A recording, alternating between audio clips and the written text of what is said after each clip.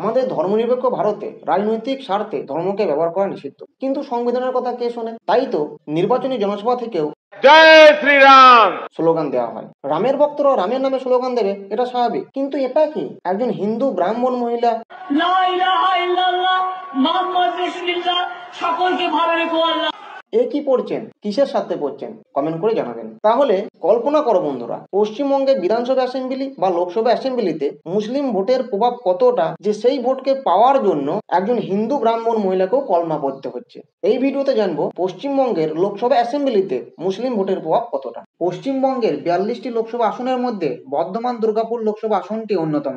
বর্ধমান দুর্গাপুর লোকসভা আসনটি অবিভক্ত বর্ধমান জেলার বর্ধমান দক্ষিণ বিধানসভা, মন্তেশ্বর বিধানসভা, বর্ধমান উত্তর বিধানসভা, ভাতার বিধানসভা, গলসি বিধানসভা, দুর্গাপুর পূর্ব বিধানসভা এবং দুর্গাপুর পশ্চিম বিধানসভা, এই 7টি বিধানসভা আসন নিয়ে গঠিত।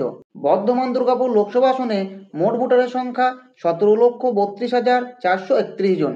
এর মধ্যে হিন্দু ভোটারের সংখ্যা 81.1%, মুসলিম ভোটারের সংখ্যা 18.4%, দলিত ভোটারের সংখ্যা 24.5% এবং আদিবাসী ভোটারের সংখ্যা 5.6%।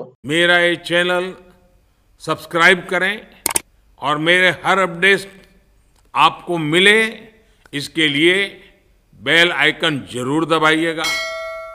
आप सभी को मेरी ढेर सारी शुभकामनाएं।